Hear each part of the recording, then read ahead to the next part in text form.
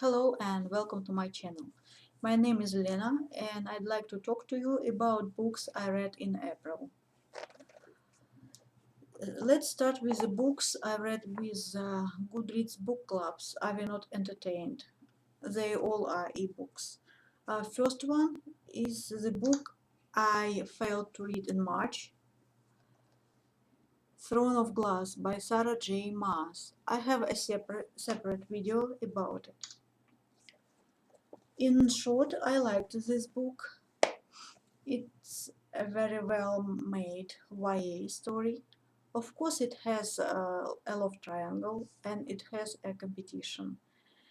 But it was entertaining, it was a very interesting read. The hard part about it, the unrealistic, of course, it's a fantasy. But the most unrealistic thing about this fantasy is the fact that the main character, Selena Kardashian, is an 18-year-old girl, and at the same time she is a most notorious assassin in Ireland. If you can accept it, you will enjoy the book. If you cannot accept it, if you will be arguing with the author that an 18-year-old girl cannot be this strong-willed and strong-minded person who survived in salt mines for a year, even though she was starving, even though she was bullied and physically punished by the gods. And she cannot be this person, this assassin, and a bubbly, flirty 18-year-old girl who loves beautiful dresses and who is picky about her food. If you cannot accept it, you will not enjoy this book. But I'd like to continue to read the series because this book posed questions and left them without answer. I'd like to know who Selena's parents were, because she is not exactly human. I'd like to know what had happened to the magic in this world. I'd like to know who is the king, what is he. I'd like to know what's going on with this world, what's the author has for me in store in her next books. I'm interested, in a nutshell. Well, it was a good, entertaining, very fast read. It might be a good palate cleanser. Well, in the short, Selena is taken from the mines by Crown Prince, who wants her to be his champion on in this competition that his father holds. The winner of the competition will serve the king. Selena hates the king, but she agrees to take part in the competition because if she wins, she has to serve the king only 4 years and then she's free. Right now she's a slave, but then she will be free.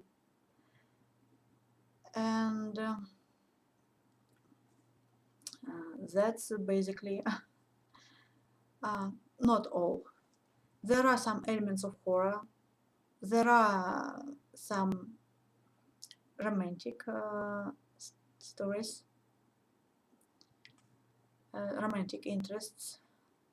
All in all, it was very interesting, very easy, very entertaining read. Next read wasn't that easy. It was The Road by Cormac McCarthy. I'm sorry. Okay. I don't have a beautiful picture to show you, only this one, and you cannot see it. Okay, I had no idea that this book won a Pulitzer Prize, but it deserves it. It's a very, very good book, very well crafted. It's thought-provoking. It's very dark, very depressing. Uh, I have a separate video about it. In the nutshell, something happened, some sort of catastrophe, maybe some sort of apocalypse. Maybe there were several nuclear explosions. Well, the world as we know it ruined, and it all happened 7, 8, or 10 years ago, and a father and a son walks along the road. They're trying to reach south because it's early winter and the days are getting short, and it's extremely cold, and they are trying to find food. They're looking for food, for any piece of clothing they can use, for shoes if they're lucky. And as you know, food is very hard to come by, and we are meat. We can be food for somebody else. So it's a very, very, very dark book. You are always waiting for something horrible to happen. But it's a very good book. Next book I've read with Kathleen Ann. All the links leave in the info box down below, as usual. And that was Minding Frankie by Maeve Binchy.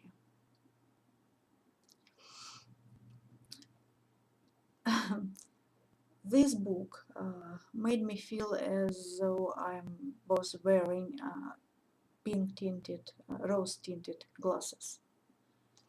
It's a very good, very pleasant, it's a feel good book, but she is kind of not realistic. So a woman, Emily, decided to visit her family in Ireland and then to go around the world. Why not, to see different places? So she arrives at a very hard time for the family. The father loses his job, but she started telling about the way she was laid off.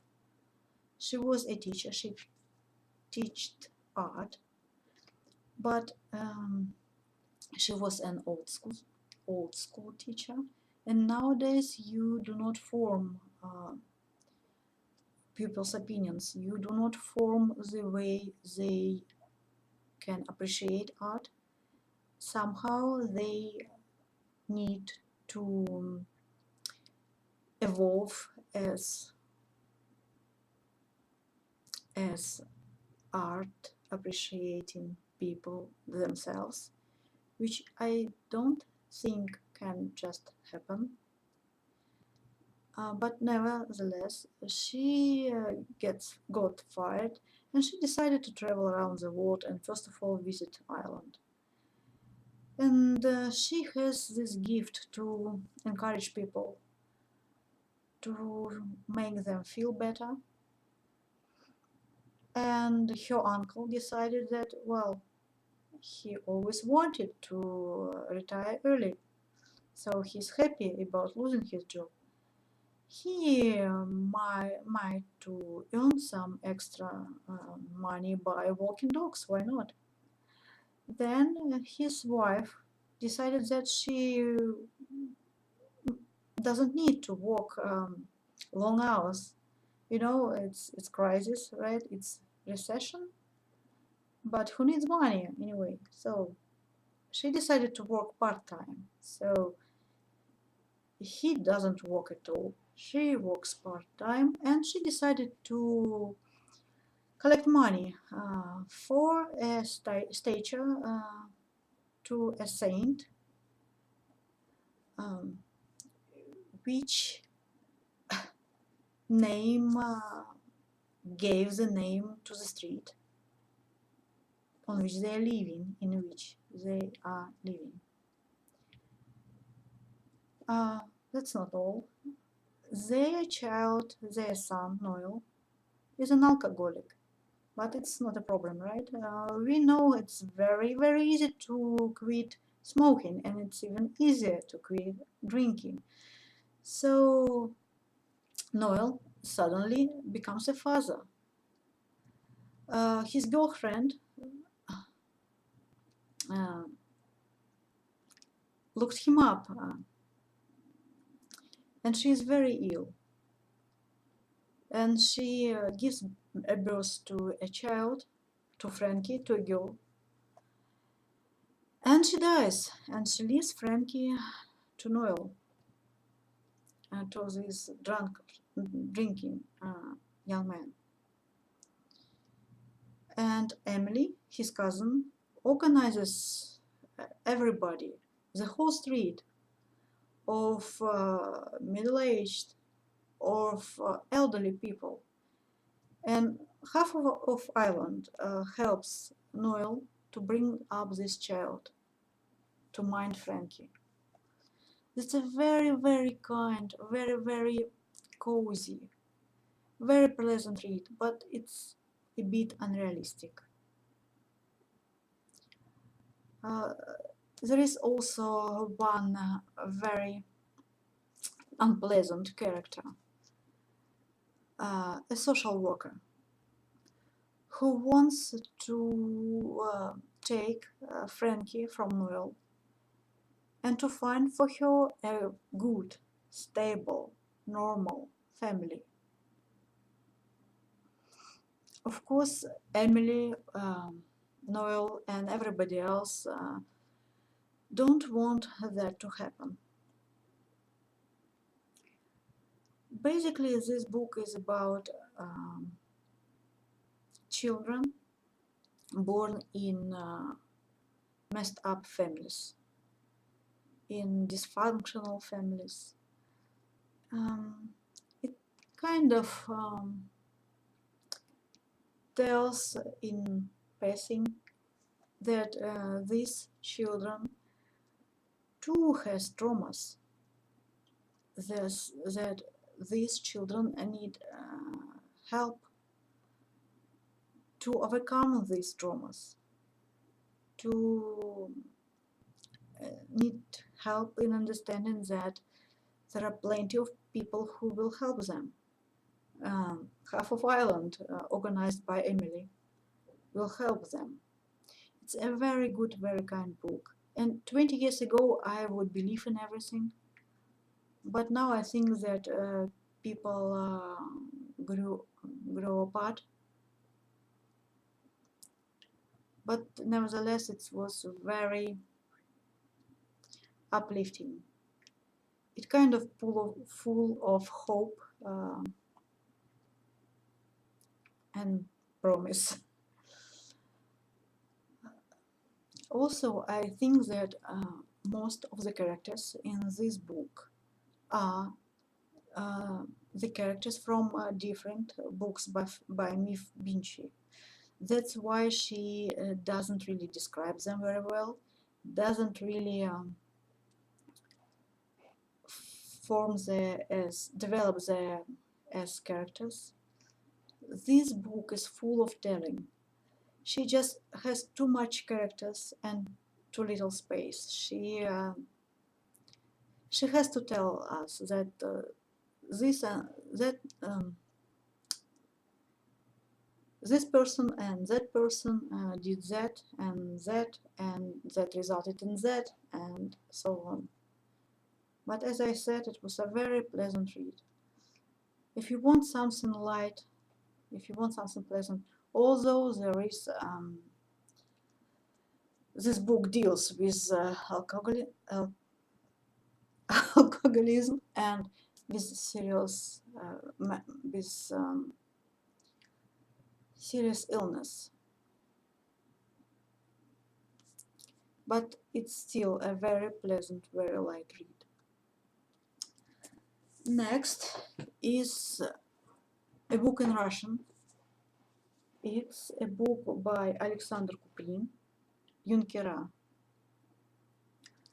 There is a mention of this book in Wikipedia, the Junkers, but I don't think it was translated into English. Probably it wasn't found interesting. This book lacks drama. It's just memoirs, anecdotes of young man who first was pupil in military school, that he was in a military college, how he met the right girl. It's very, very emotional. It's very pleasant. It forms, shapes the world around this Junker, this young man, this future Russian officer. There is a scene when Nicholas II, as a young man, almost a boy, and his father visiting the military college. No, they were visiting Moscow because they lived in St. Petersburg, and they were visiting Moscow, their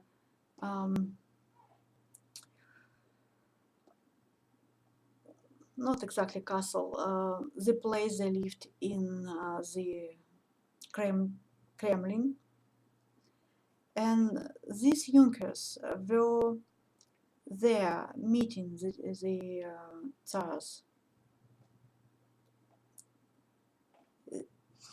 And he is so emotional when he describes seeing the Tsar, how he looked at the Tsar, how the Tsar looked at him, exactly at him, right at him, and found him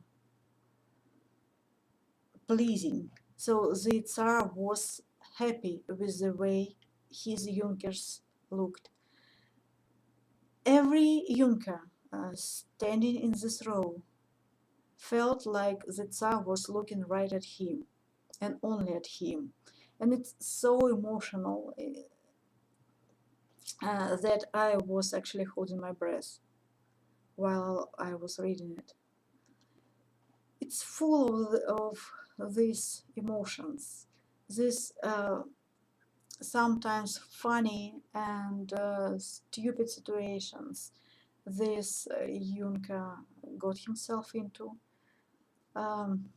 He tried to be a writer, he tried to be a poet.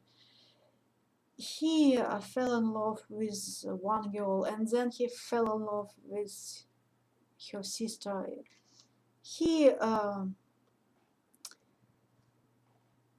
made quite a lot of mess, but it's a very, very pleasant read, and it allowed you to see the world through the eyes of this young future officer.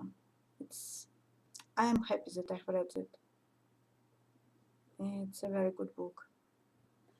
And the last book is Brideshead Revisited by Evelyn Waugh. I still, from time to time, say Brideshead, but it's Brideshead Revisited. And it was the most difficult book I read. You know, I am probably a bit not obnoxious, but very, very, very tiring for my friends, because I was reading this book, I was in the middle of this book, and I was just complaining to my friends that I do not understand this book. I do not understand the main point. I understand the characters. They're very well developed. They're wonderful characters. I understand each and every of them. I understand their emotions. I understand their feelings. I feel for them. But I do not understand the main point. I cannot understand why this boy, Sebastian, could hate his mother. And only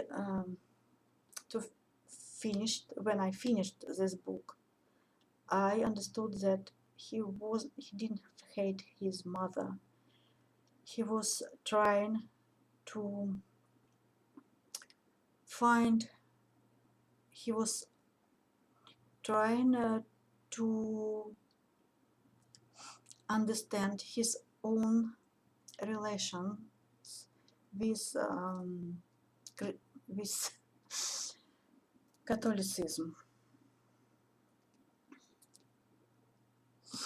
That's what this book about how difficult to be restricted, how difficult not to have a free will, how difficult to be in the box, not outside it. Probably this young man felt that the routine, this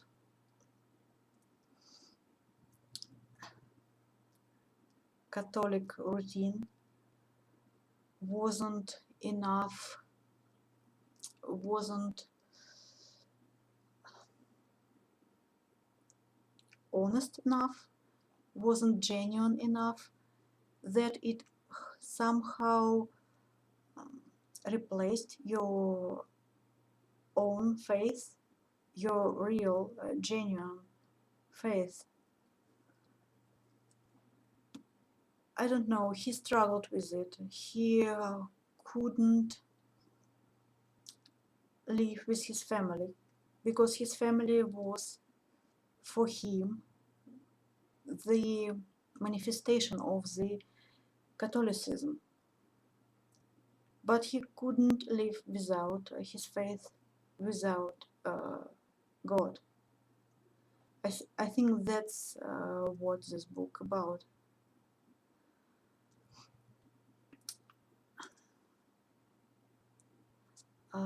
I'm not sure whether he was homosexual or wasn't. He had some of his friends were gay people, and he himself, there were no mention of a woman, a girl, of any romantic interest, but was a mention of a boy he saved. I suppose it would have made his road, his path to the faith, to the religion even more difficult. But I'm not sure that he was a gay. Oh, well, anyway, The main character, the narrator, Charles Ryder at Oxford, meets Sebastian, and through Sebastian he meets his whole family, his mother, who is a lady,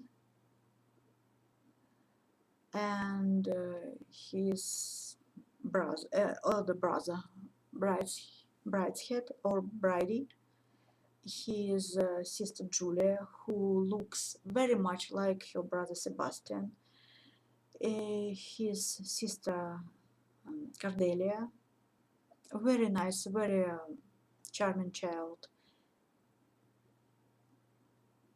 and the strange thing that he started to lose Sebastian in the moment when he started to gain the whole family, when the Sebastian's mother befriends him. Half of the book tells us about their friendship, his and Sebastian's, and Charles, he witnessed how Sebastian starts on the path of self-destruction, and he cannot help him, and I don't think he really tried to help him. And the last half of the book tells us about his relationship with Julia, the sister who looks very much like Sebastian. And I couldn't accept one small detail. You know, this this saying that Indy likes to use, Devon likes to use, that shoot yourself in the foot. Well, Charles Ryder, he doesn't just shoot himself in the foot. He just cut it out very, very slowly, bit by bit. And I don't understand how he couldn't see where it leads him. You know, how he couldn't, why he couldn't guess in what it will result. It's a mystery to me. It's a very, very good book. I enjoy it very much. I know very little about Evelyn Waugh. I was told that he was a great was great in social satire, and he made me laugh and smile, and he made me sad, and the prose was light and wonderful, and I have this very bad habit of skipping the narrator voice when the narrator starts ranting. I just skip over it. I'm kind of reading it, but I am not thinking about it. And in Brideshead Revisited, it wasn't the case. I was reading every bit of it, and I liked it very much, and I will reread it because I need to reread it after I read a bit about Catholicism. I will reread this book. Thank you for watching. Goodbye.